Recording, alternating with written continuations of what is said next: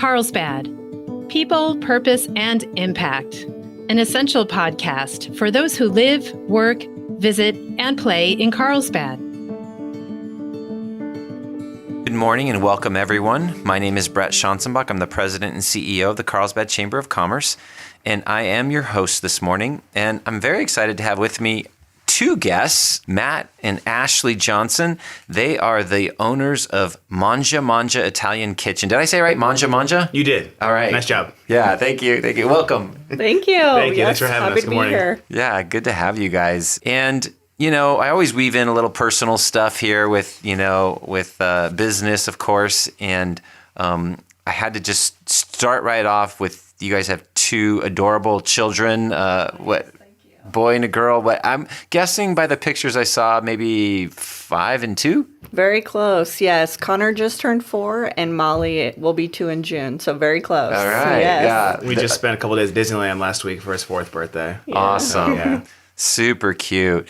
We're going to talk about Mangia Mangia, which is a catering food truck business, which we'll get into more. But one of the things that I saw when I was looking at your website is that you both had successful corporate careers before you, on a whim, your website says, started this food truck business. So tell me a little bit about what you guys did before you got to this point in your careers. Yeah, so I worked for an insurance company, and I was a property adjuster, so I went out to homes, assessed damage. I had a lot of flexibility. I worked from home, company car. And then Matt was a regional manager with Enterprise Rent-A-Car. So yeah, we worked there for, I was with my company for almost 10 years, and he was 12. Okay. But then I'm just dying to know what this whim. On a whim, you started this food truck business. What was the whim? The whim was called a child. Connor, and to be specific. Yes. Yeah. So come on, walk me through the dialogue and how it went. Yeah, it was pretty crazy looking back. He thought I was insane because I had an idea to buy a food truck. We were just working a lot, especially him. He was leaving before Connor woke up, coming home after Connor was already asleep. He really missed being home. Sure. And I had always said, I think we should go in business together. And so we really didn't have much money set aside to start one. So my thought process was, what can I find to where we don't have a significant large rent payment? Sure. We can really start off, learning and growing. And I came across a food truck for sale. And we both love food. Mm-hmm. Obviously, who doesn't love food? Right. We both love events. We both love hosting. And he came home one day, and I had this idea, and he thought I was insane. That's accurate. Yeah. I said, you're nuts. But sure, why not? Let's give it a try. And fast forward, and here we are. Yeah. And then there was mention on the website of great grandma Florence. Yeah, little Nana. Tell me about her. She was awesome. Everyone in the family just absolutely adored her, and she was, she was really old as far as in my life as far as I can remember. Sure. She lived till she was 91, and everyone just absolutely loved her. She's just kind of your typical grandma, always in the kitchen from sun up to sundown, making everything from scratch, kind of yelling at the kids, but in a fun, loving way.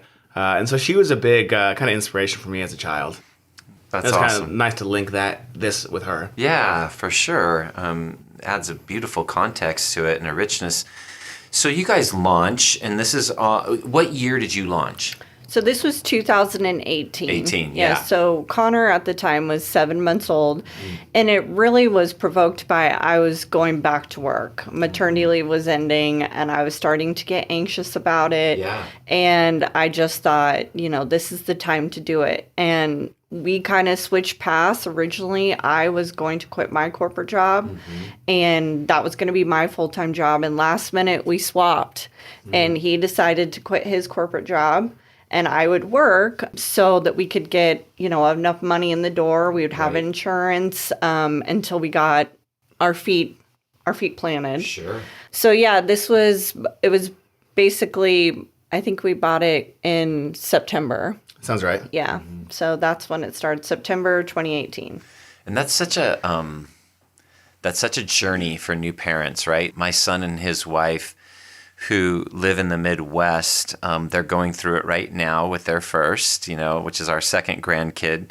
And their daughter is almost 6 weeks or 7 weeks old. And just like you said, the maternity leave stuff is wrapping up, and they're trying to figure out how much do we really want to go back to. His wife was doing 2 part-time gigs and teaching piano lessons on the side, and they're all that process that you just mentioned they're going through right now. Yeah, it's a hard process, and emotionally, and so we were just thinking, how can we spend more time with our family and also have money, pay bills. Right. Meet the necessities, but have a quality of life in there. So let's share with everybody what Mangia Mangia is, so they know. We've heard food truck, but go through the whole thing of what you guys are and what you have available for folks. Yeah, so we started out as just a food truck only, and we kind of did big things like festivals, like big parties, and that was a lot of fun. Trying to just learn the business from the ground up. After about a year or so of doing that, we kind of realized that wasn't the sustainable long-term kind of business plan that we had envisioned. Mm-hmm. So we kind of pivoted our business model a little bit to do more weddings and corporate parties. Yeah. So the idea was in year 2 to really knock on doors of venues where we could become on their preferred provider list. So let's say you got married or your daughter got married at this venue. Sure. They would give you a list of 2 or 3 pre-approved people that you essentially have to use. Yes. So our goal was to kind of find the right venues for the right clientele that we wanted, to land on those lists, to get business that way. Mm-hmm. And so that's what we did year 2, and really, really well. We landed on I think 24 or 25 different venues list. Nice. Started to book up the calendar really, really well. For traditional style catering. You were still doing the food truck stuff, and I remember you guys were at TGIF in Carlsbad, right? Yeah, so we're still doing food truck things like TGIF that Carlsbad had. So we're still doing that kind of stuff to fill in the calendar until the events actually started happening. And then so COVID happens right into the end of kind of year 2 almost, if you will. Yeah. And that was a whole nother ballgame of what do we do at this point. Yes, it was. And we're going to take a quick pause right here. We're talking with Matt and Ashley Johnson, the owners of Mangia Mangia Italian Kitchen. And we're going to take a pause, and we'll be right back and continue this discussion about how they pivoted after COVID. So here you got the food business going, the food truck business going. You're doing, you're getting on lots of preferred vendor lists for different event venues. You're doing, things like TGI Fridays and Carlsbad and other festivals. COVID happens, so how did, I just can't even imagine how that affected your main line of business at that time. It had to have been brutal. Yeah, and I think like everyone at first, we had no idea what was going to happen. We thought, is it a week or 2 or 3? Maybe it's a month and we can get by, no problem, just a little hiccup along the way. And of course, that's not what it was. Right. So we essentially went from a full calendar of food truck events and weddings and big corporate parties we're really excited about, to the exact opposite, where everything's canceled, things are getting rescheduled, people are wanting refunds back. Yeah. So it was a whole kind of went from awesome to the exact opposite over the course of just a couple of weeks. Yeah, it was a very scary time, and not to mention I was 6 months pregnant. Mm-hmm. So we didn't know what the future held, and we were very scared. And we were basically surviving off of deposits that we had for upcoming weddings. Yeah. And sure enough, what happens right away is those phone calls start coming in. I need my deposit back, and we're just thinking, we don't know how long we're going to survive. Yeah. If it be a month, maybe a week, we didn't know. Yeah, scary. And then in the midst of this, a very unique opportunity popped up that you guys jumped on. So why don't you kind of describe that? Yeah, so really, this is really fortunate this happened. So kind of just sitting there watching TV one day, and I kind of came across this opportunity called Great Plates Delivered through the state of California, where initially when COVID happened, it was the elderly is really more at risk. We need to keep them safe. Yeah. So the goal of the program was to deliver meals each day, every day of the week, to their doorstep so they can stay inside, so they don't have to go outside, go shopping, and kind of erase that worry off of them, that health thing. And so we applied for it. I had no idea what it was really going to be or if we were going to get it. I kind of applied, forgot about it. About 2 or 3 weeks later, get an email saying, congratulations, you've been accepted. Nice. Your company will be one of the 10 people in San Diego providing meals for the elderly during this time. Huge. And it started off doing 4 meals a day.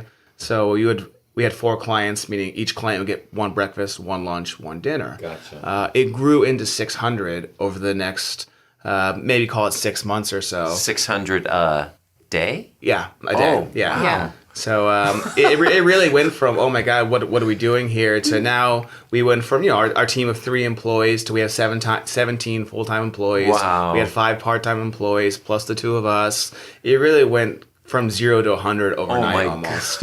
Yeah, and at the beginning we had just laid off our chef, so it was really him and I in the kitchen preparing these meals.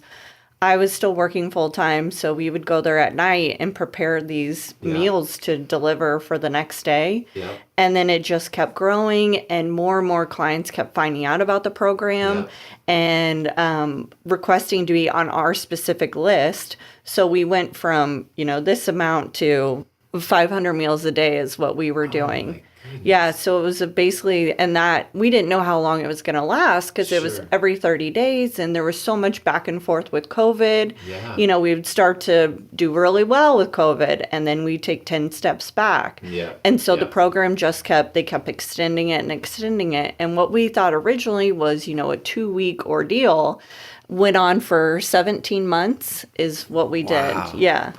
Wow. So you guys provided meals in that program for that long? Yes. Every day, 7 days a week, including holidays. Wow. Yeah. That is just unbelievable. What a ramp up. But ramp ups have their own challenges, though. I mean, how did that work with scaling up your business? There was tons of challenges there. I mean, one that's really not our business model. So we kind of had to really learn on the fly. And our executive chef, Jesus Castillo, he was awesome. He was creating menus on a weekly basis. And there's a health aspect here too. So we had nutritionists kind of working on the side for us too to help him create these menus for people, and then throw in the drivers with the delivery and keeping the food safe, the right temperatures, the right vehicles, have enough kitchen space. So there was challenges really throughout the way with everything, because we had never employed 20 people really almost on our own. And then in the snap of a fingers, it just went like that. Wow. But like anything else, you kind of figure it out and you get in there and you get your hands dirty, and it all worked out. And the state was basically funding this, like paying for the meals? Yeah, so it was a federally funded program. The state of California pitched in, and the county of San Diego also had like percentages that they paid of the total bill. So it was a federal, state, and local program, only in California. So it went 17 months. So that means, when did it end? It ended July 2021. July 2021. Okay. So that summer, 2021, there was optimism, things like you said, Ashley, the COVID was ebbing at that. It wasn't like too bad at that point. Yeah. So were you starting to see at that point some people getting back to some normal business? Yeah. So, and a lot of it, the reason why the program was extended for so long too is because that's when vaccinations weren't readily available. Right. And so once vaccinations were readily available and more people were getting vaccinated, then they started to say, okay, this program, it's probably time to end it. The whole point was to keep the elderly indoors. Yes, and safe. Yeah. And at that point, we were kind of transitioning because events were happening again. Yeah. So there was a time period that we were stretched pretty thin because we were doing meal delivery and events. Yeah. So it was kind of a lot, a 24-hour business, basically. And then the stimulus was ending, unemployment was ending, so there was like a national labor shortage. Yeah. That was the beginning of it too, so kind of throwing that to the mix as well. So at the end of this program, we weren't sure it was going to end. Events are starting to open up. We're getting a bunch of requests. Yeah. It's hard to find good people. Yeah. So all this stuff's kind of happening at once at the end of this. No, stressful. So here we are today, roughly 8 months after that. And so how are things rolling today? They're going really well. Yeah, things are great. We were able to keep good relationships with a lot of these venues. Nice. And people we've done events for in the past. So the calendar is full, mostly with what we call traditional catering. Yep. And our food truck has some events, but it kind of acts as like a mobile kitchen. Yep. Where you've seen a lot of the events we come to, it kind of just acts as a mobile kitchen in the background. People don't even see it half the time. Sure. But things are going great. We're working on another project called Simply Lunch. This is a product, if you will, where we have a chef come to your company to cook on-site organic, healthy meals for your employees. And part of the reason why we wanted to launch it now is companies are having a hard time getting their employees back in the office. Yeah. People are so used to working at home or don't want to come back in. This is kind of to help companies as a sales pitch to get people back in the office 1 to 5 days a week, whatever it is. Love it. Well, so you heard it here first, folks. Come on, book Mangia Mangia. Come for, I think you call it healthy lunch. Is that what you call it? Yep. Fresh, healthy. So it's called Simply Lunch. Simply Lunch. Okay. Simply Lunch. Bring them out to your location and provide a cool staff experience. Yes, they have a cool brochure. We should probably tease up. They can find this on your website. Yeah. Mm-hmm. And what's that? Mangia Mangia Italian Kitchen.com. I think you should spell that for everybody, just in case. Sure. Yeah, so just the name Mangia, it's like Mangia Mangia is a loose translation, if you will, like time to eat, chow down, let's eat. Mangia is Mangia, and just do it twice. Mangia Mangia ItalianKitchen.com. All right, very cool. So people can book you for Simply Lunch or other traditional catering needs if they have. So, and that's the thing. So there was a lot of pent-up demand for things like weddings and stuff like that. And 2020 was like almost no-go. So have you seen a swell of demand for that kind of stuff? Yeah, it's kind of on maybe the tail end of that. Because when it first opened up, you had weddings from 2020, 2021 that were pushed back. Mm-hmm. And then you had people who wanted to get married or engaged during those times as well, but didn't have anything planned. So you almost had like 3 or 4 years kind of pent up, where people get married on Tuesdays, they're getting married on Wednesdays, kind of all sorts of crazy scenarios, just because no one had any availability. Yeah, in October we were averaging 3 weddings a weekend. Wow! So it was 3 weddings per weekend. Yeah, and one weekend they were all on the same day. So yeah, it was pretty crazy, and it slowed down a little bit from that, but right after our meal delivery plan ended, we quickly had to go back. That's fantastic. But as you pointed out, there has been a major challenge with hiring, staffing up, and so. You guys are okay on that regard at the moment? We are, yeah. I think that just remains to be a kind of a challenge. Yeah. But we're fortunate enough to have a good core team. Very cool. Well, this is a great story. Anything that I failed to draw out that we want to make sure and mention? I don't want to cut you guys off. Is there anything I no? We're good? Yeah, I think you nailed it all. Nice job, Brett. All right, yeah, thank you. And so as parents of 2 cute little kids, what are you most excited about this somewhat return to normal that we're experiencing right now? Well, we just went to Disneyland, and that had been a trip planned for 2 years that kept getting canceled. And that was really great to see that for my son's first birthday. Mm-hmm. Seeing Disneyland in the eyes of a child. Yeah. There's nothing like it. But yeah, just getting back out there and enjoying things as a family. And, we're excited for summer. And yeah, just having access to all the things that we would usually have access to that weren't during COVID. It's nice to have back. And it's good too, like we have so many friends in the industry, and it's great to see them back at work and doing well again. That was really a tough time to see some of our closest partners having a difficult struggle those two years. Yeah.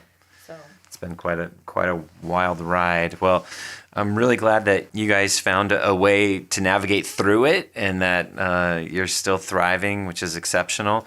And so just remember, go out to Mangia Mangia ItalianKitchen.com. Check out all Matt and Ashley have to offer through their amazing company. And I know we'll be seeing you soon at some chamber thing, I'm sure. Yes, of course. Very soon. Is TGI Fridays back on this summer or no? That's a good question. I don't know. I haven't heard. I don't know. I think it might not be quite yet. They might not be quite ready. I haven't heard anything, so that would make me believe no, but... I guess it could still ramp up between now and summer, but usually they're pretty well planned by now, you know? For sure.